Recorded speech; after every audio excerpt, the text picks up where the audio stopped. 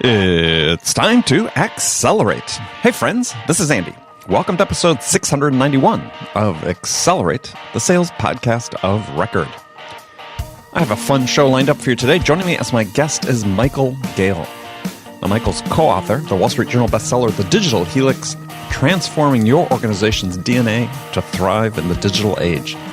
And so, as you might expect from the title of Michael's book, today's conversation is going to be all about digital transformation. The digital transformation that's occurring at light speed throughout the economy and what this means for your buyers, and more importantly, what it means for you. So in our conversation, Michael will share some of his insights about the economic and financial impact of successful digital transformation on those organizations that do it correctly. We'll also talk about some do's and don'ts and how to avoid some of the pitfalls of digital transformation, because there are some. And then we're going to spend a good amount of time talking about what the impact of all this transformation is on sellers, and what you need to do as an individual seller or as a sales leader to be the person who will survive and thrive in this digitally transformed world.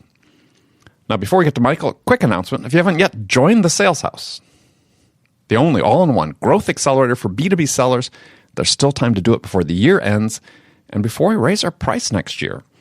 So I created the Sales House for one reason: to help you learn how to close more deals, to make you look like a sales genius, to be the sales all-star for your team. And we do this by giving you the knowledge, the wisdom, and the advice you need to become the very best sales version of you. And you get unlimited access to coaching, content, and a community of like-minded, motivated peers who know that to learn more means to earn more. So come be the best version of you in the Sales House. Visit thesaleshouse.com. That's thesaleshouse.com/join, and we'll see you around the house. All right, let's jump into it with my guest today, Michael Gale. Michael, welcome to the show.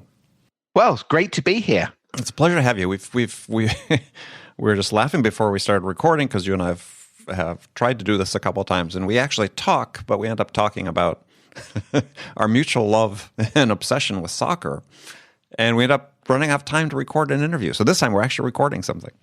This is fun. Well, maybe you should be running another soccer podcast that's because this was a different conversation than the normal ones I've heard. So incredibly intoxicating. It is. We won't risk boring the audience by talking about soccer, but I just want to let you know we could if people are interested. So let us know. Hours and hours and hours. Hours and hours, right?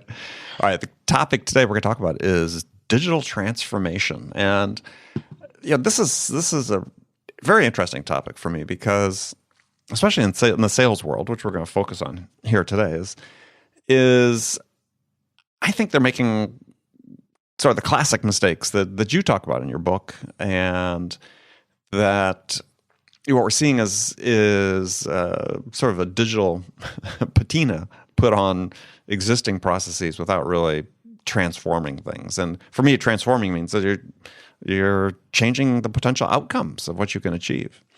And that doesn't seem to be the case. So I want to dive into that with you. So I guess first question really is digital transformation a given?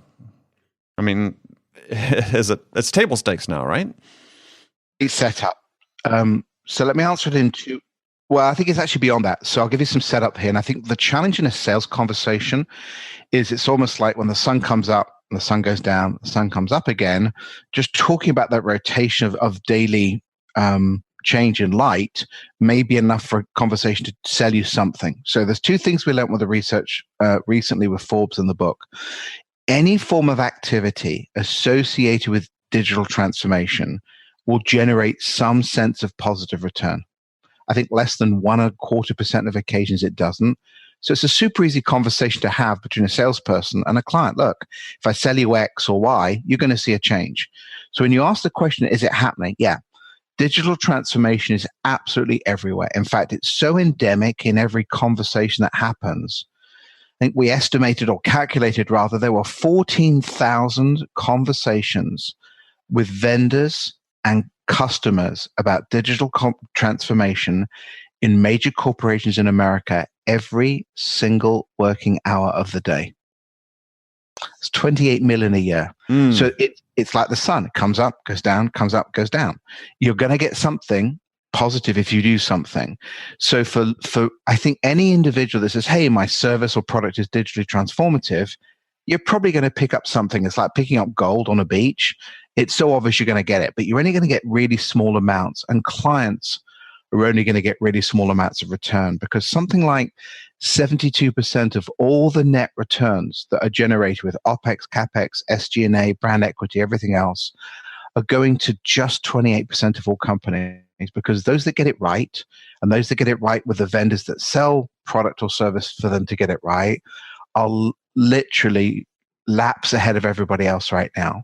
And so when you say it's an imperative, I actually think if those organizations keep going with that lead over time, they will literally put competitors out of business. There's a piece in The Economist yesterday that said something like 75% of active market share is owned by 3 to 4 brands in each of the segments those brands play in. Mm-hmm. So I think digital transformation will not just force a dominance, but could wipe out organizations that are not prepared to do it properly. Sort of, it's a moment to get it right. And if you just want to pick up little flecks of gold on the beach, it's fine. But the guys that are getting it right are laps ahead of the others that are not. Yeah, and that's interesting, because I was really looking at it from sort of two perspectives. One is, and in the audience we have sales leaders and individual sellers and so on who are using new generation of tools and technologies in the selling process.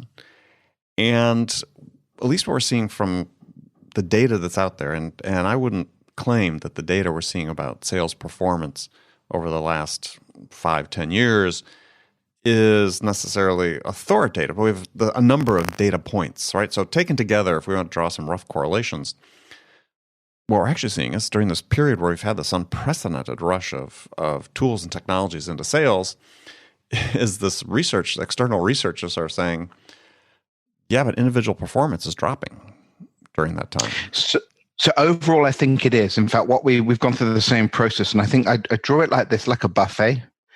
And there's food all over the table. So you're going to get some of it. You just rush to the table. What we have seen, though, is Pareto's law in extreme examples and sales situations, is that those that are good at adopting the tools and integrating with process are infinitely more successful than those that just use the tools. So yes, you can rush to the buffet, get a little of something, but it probably won't be nutritionally the right value. It may not be the highest value food on the buffet. Is that those that do it really well are extracting more value from these tools than ever before.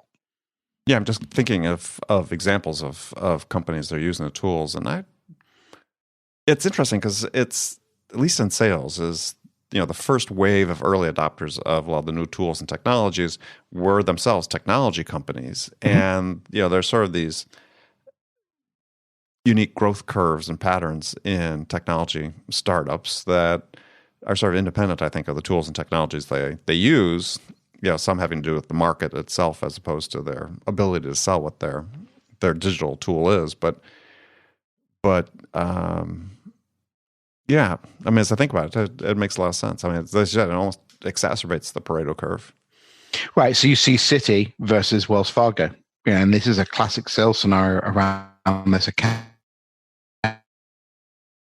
Citi had a system that was enabled to build account profiles and account presence and account volume in a legitimate sort of way, whereas Wells Fargo had exactly the same tools, were not able to do it appropriately or properly. And I think you can see this in businesses in insurance, USAA or Progressive versus a whole range of other firms have been much better at using these sales tools to find the right moments, to understand the customer's portfolio, and to encourage sales to have the right type of conversations.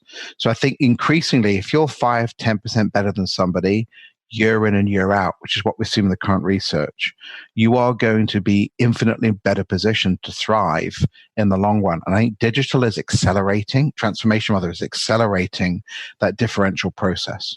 It's like, in soccer, I have to make one soccer reference. If you have a lot of money, if you have a lot of money and you have an academy, you're going to be infinitely more successful than a team with one or the other, or actually not a lot of money either. And I think transformation amplifies differences in behavior, differences in technology, differences in process, and makes those that get it right better and better and better. And while the other guys may be going from 5 miles an hour to 10 miles an hour, they're not going to go to 15, 20, 30, 40, 50 miles an hour. And that's where this phase in transition or transformation is so radical because it's truly separating out those that thrive with digital transformation and those that are, having a new paint job or a new piece of digital wrapping and getting something, but they're not fundamentally changing the way their business operates at its core. Well, let's break it down, though, because I think one of the things that really gets lost in conversation is that at the end of the day, digital transformation notwithstanding, is sales is still about a person talking to a person. Mm-hmm. And so let's take it down to that personal level. So what, I'm me. I'm a seller. Say I'm a prototypical B2B seller these days. What do I need to be doing personally to prepare for the transformation, to participate in the transformation, right? To ensure that I'm staying at the leading edge of what's happening individually. Yeah, great question. I think there are three pieces of paper you need to put in front of you, which is your own personal skilling, the way you frame current conversations, and really how you use data. So let me talk about the personal skilling. What is very clear from all the research we did for 4 or 5 years was that sales functions that work extraordinarily well in a transformative world, their leaders and their players understand this concept of sales moments. Do you know all the moments that your customer or your prospect are thinking potentially about a product or solution or an idea that you can actually connect into? It's one of the things that Amazon does extraordinarily well, is they understand when their sales moments occur. So traditionally, we've always talked about the customer's journey, and it feels very linear. It's not linear anymore. So don't think about it as a sort of moving from left to right or top to bottom or right to left. It's like a Catherine wheel, and you've got to actually work through and understand each of those potential moments when a conversation can happen that's valuable. And that level of account knowledge, that level of market knowledge, I will swear to you, is more important now than it's ever been before, but it's more complicated. It's sort of like on Sundays when people watch American football, they say, yeah, that's offense, that's defense, or that's special teams. Well, if you're an offensive or defensive coordinator, you need to understand at extreme levels of detail what may happen during a game.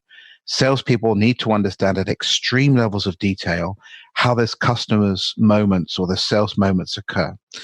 Well, and that means you. Well, I was just going to insert for a second, and this I think is really a key point for people listening, is because I've written and talked a lot recently.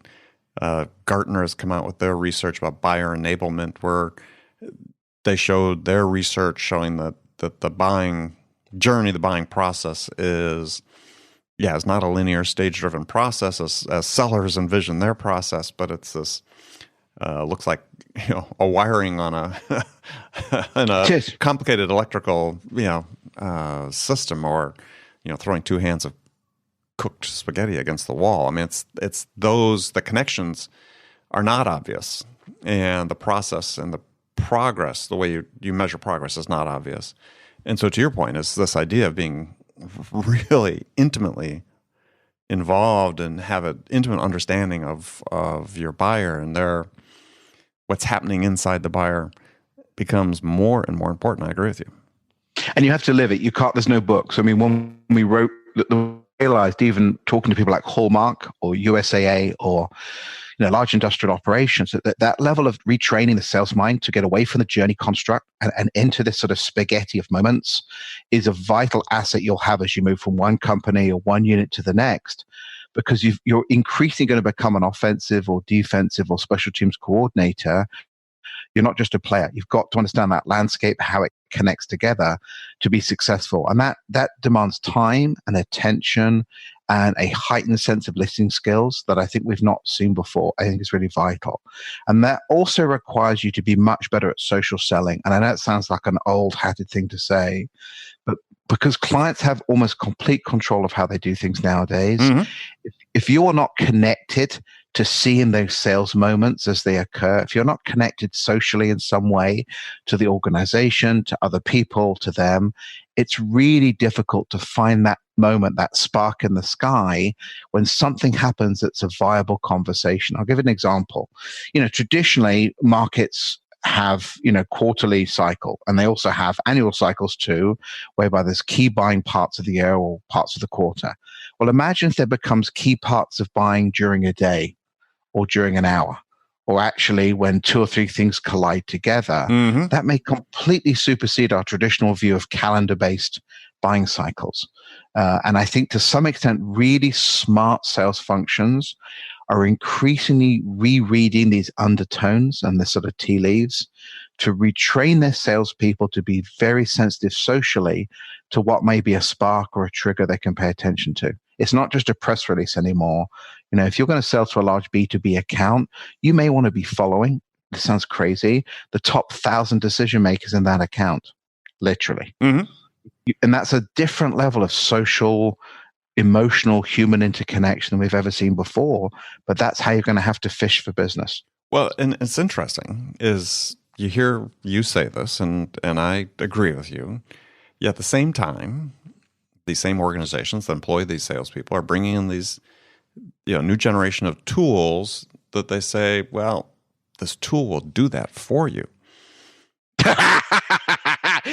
So I will give you a great analogy why I laugh at that. Because it's like buying one player and assuming you're going to win in a game because of one player. It never happens that way. Yeah, well, I think this is one of the conundrums that we face in sales is that, I would have killed early in my career when I was carrying a bag to have had some of these tools and technologies.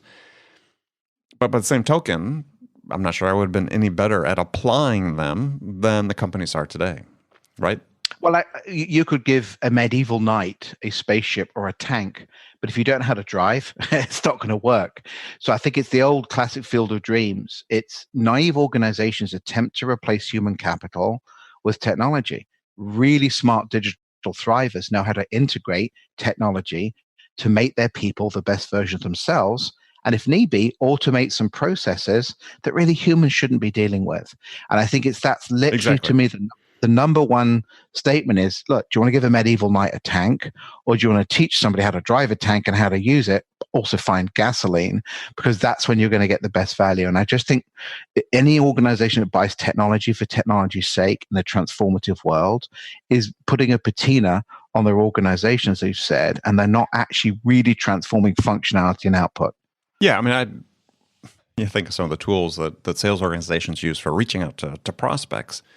And there's been, I said, sort of an explosion in the quantity of these tools.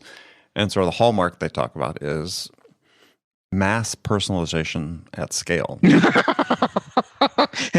it's actually about personalization in the moment. If you could personalize something to you at 9:15 that worked for you at 9:15, that's what it matters. I put a lot of pressure on organizations like Salesforce because they've tried to fit a very jelly-shaped market into a very fixed bowl, and they've tried to scoop out things of the standard shape. Great selling is about intimacy in the moment and delivery of the promise. In fact, exceeding the expectation so that your cost of sales reduced and your margins go up because they buy more. That formula has never changed. Technology doesn't have that sensitivity unless it understands the exact moments, which we don't, and it understands the contextual flow of process.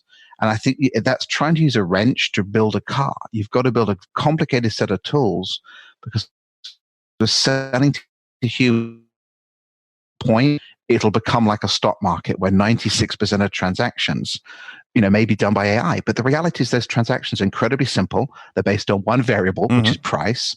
And humans shouldn't be doing that anyway. Nothing else. VCs don't buy companies based on an AI engine, and nor do equity firms, because those types of decisions are complex and require risk arbitration. That's not something a machine is capable of doing around unquantifiable variables. Well, and this process, as you described it, risk arbitration is something that every buyer does when they're making a decision about who they want to do work with. And this is where this ability for a human to still, as you said, become intimate with and to form a connection with another human, I think, becomes an increasingly valuable skill.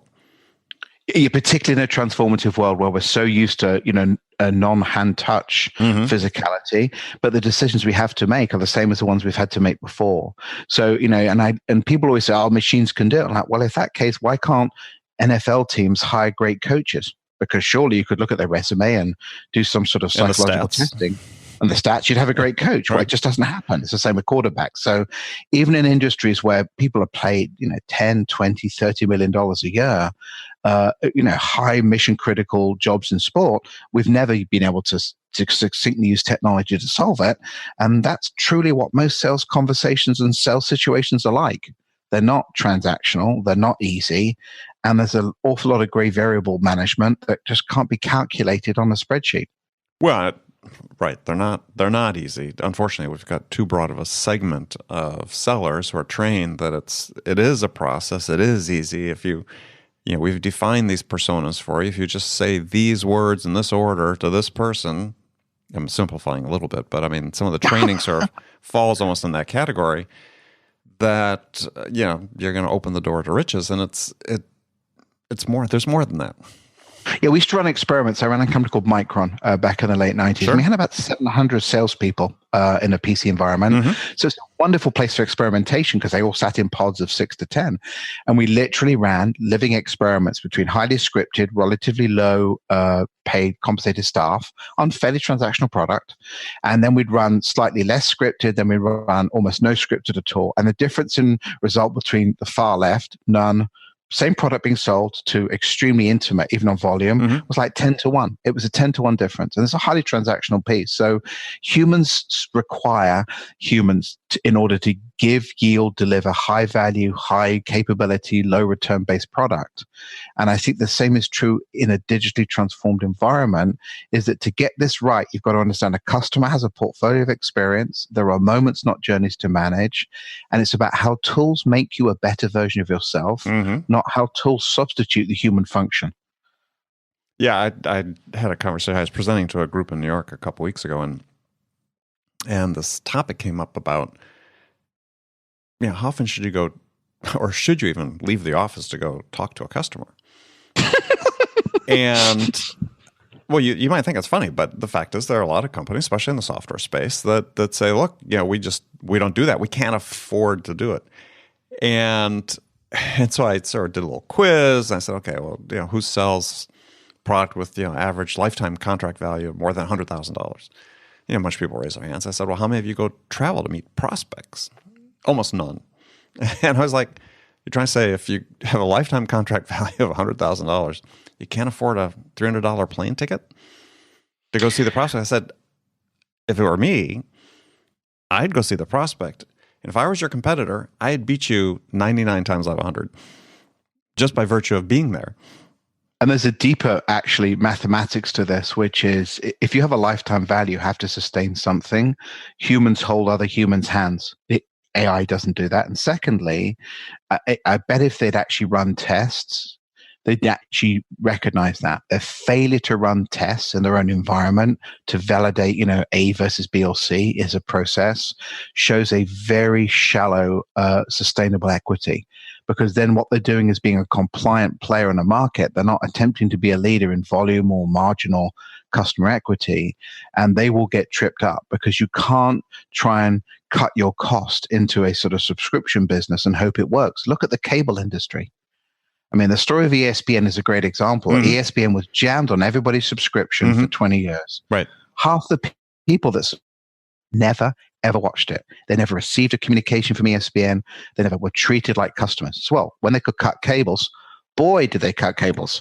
And ESPN's lack of intimacy and connection with those individuals just using their channels has probably destroyed the basic economics of ESPN. And you can see that Disney's contemplating moving, spinning it, get rid of it, because they never spent time generating customer loyalty when they had control. Yeah, it's interesting. Yeah. Well, I mean, but there's sort of part of the issue is, I think, and this gets back to a broader topic for you, is anytime we have these shifts, these fundamental shifts, digital transformation being one of them, is sort of the broad swath of the market buys a playbook. A book is written, this becomes the playbook, this is how you do it. And to your point earlier, they don't really test the assumptions, and because that book was written by somebody that had a success with a sample size of 1.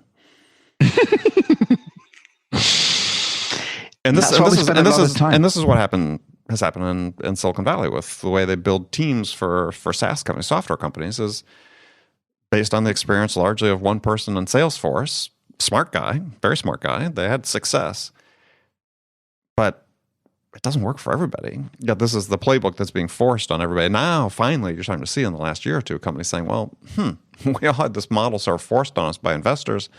And, oh, yeah, doesn't really work quite as well as we thought it would. And people forget with Salesforce, this company originally did very little advertising, did a superbly large amount of local events in Des Moines or Maine or, in Bangor, Maine or in, Tampa. But they got very, very intimate because that's how they learn. And then they suddenly abandoned the intimacy and said, let's just stuff on the digital drivers. Well, what's happened is a lot of the applications they've bought have not had stickiness because I buy A, why do I want B? You never speak to me, never call me. You don't understand my business. And it comes almost down to that McGraw-Hill ad from the sort of 50s or 60s, which is you don't understand my business. How can you sort of ask for it? And I think there's a realize that there's a more complicated economic model behind successful selling in a digitally transformative world that requires the automation at one end and it requires the intimacy at the other to start knitting together. And it's a separation of those functions that I think is damaging businesses. You've got to have intimacy and automation effectively as part of one sweater. They can't be separate pieces of clothing. And they can't substitute the technology for the intimacy. And this is so tempting to people because sales is hard, right? I mean, it's hard. It's hard to go out and have conversations. It's hard. And if I could find something that's just made that easier or made it so I didn't even have to have these conversations, wow, that'd be fantastic.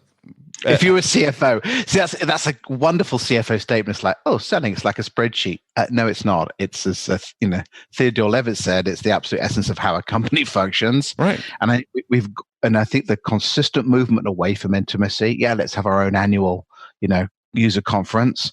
It is a really concerning sign of us trying to dehumanize a human process to satisfy bean counters. And I'm sorry to any CFO listening, but there's an outcome of behavior that comes out of this constant anxiety about OPEX, SG&A, that underestimates the equity value. I'll give you a piece of research we just finished. So we interviewed execs in the Global 2000 about digital transformation, and we asked them about a whole range of areas. The 18% that thrive, really do extraordinarily well. If they focus on A, they said they were getting amazing output on, objective areas B, C, D, and E. And what you recognize was if you do it right, you mix intimacy and reskilling and moments and portfolios together, a whole bunch of other amazing things happen. The problem is operational and CFO individuals don't like hearing that because it feels a bit soft and gooey. We're able to measure what the multiplier effect was.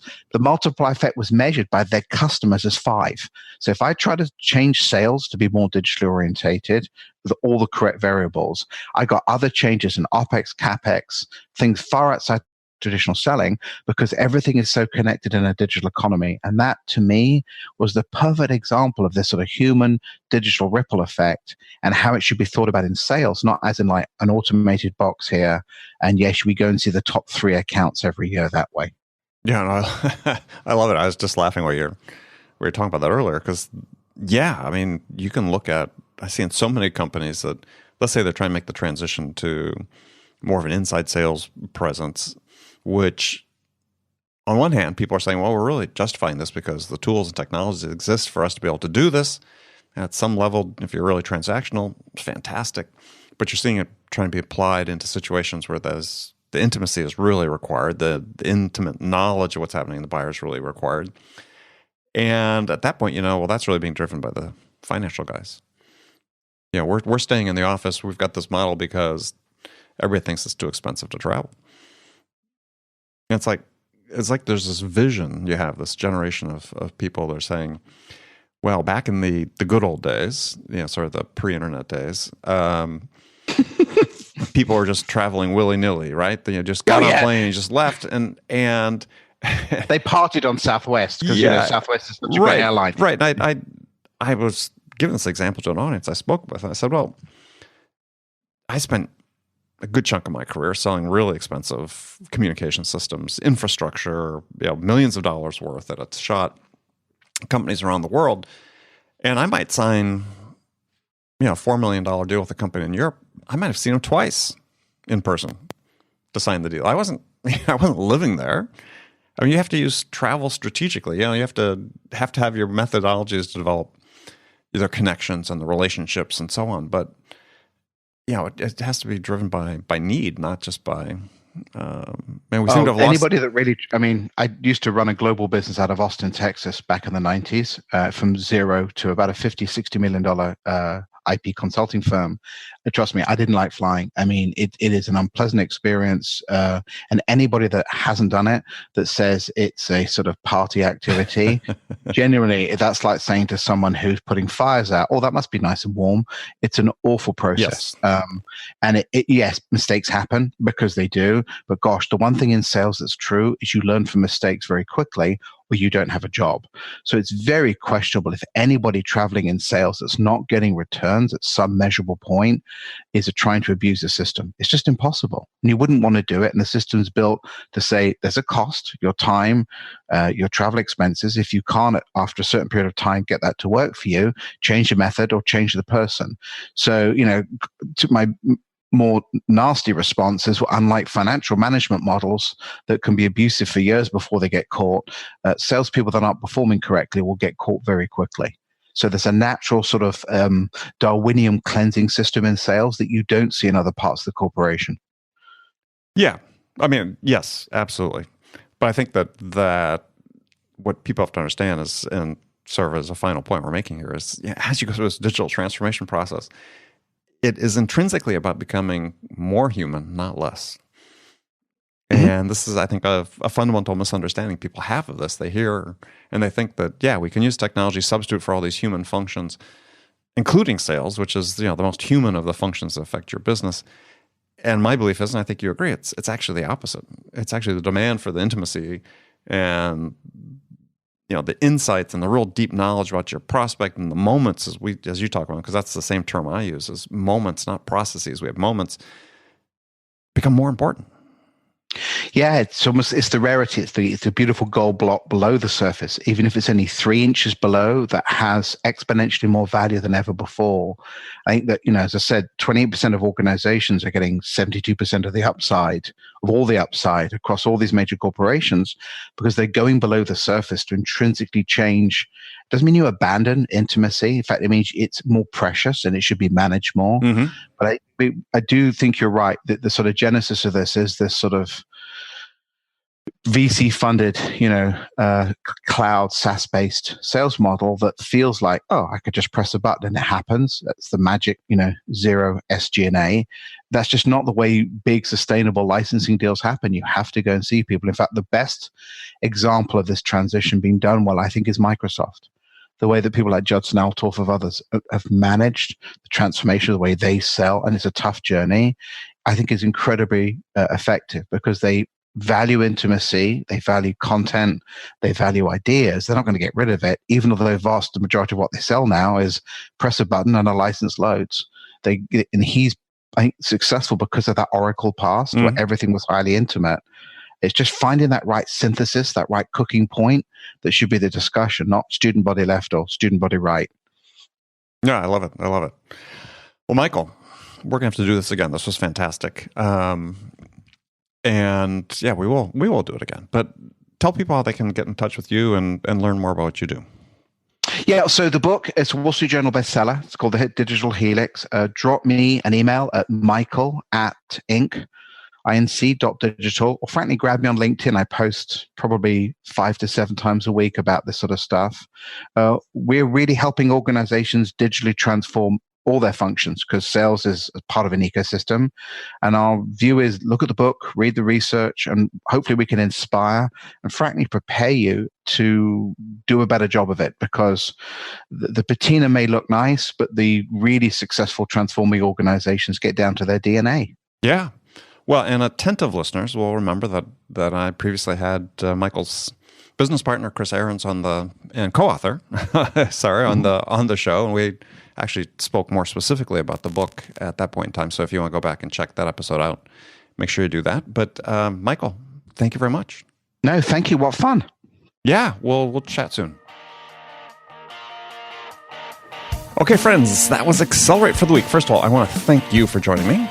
And I want to thank my guest, Michael Gale. Join me again next week as we have actually a repeat episode. I'm going to be on vacation, so we're going to have a couple weeks in a row of repeat episodes, taking some of the best episodes from 2018. Next week, talking with my guest, Harvey McKay. Now, before you go, don't forget to check out Sales House, as I said, the only all-in-one sales growth accelerator for B2B sellers. Visit thesaleshouse.com. We'll see you there. Thanks again for joining me. Until next week, I'm your host, Andy Paul. Good selling, everyone.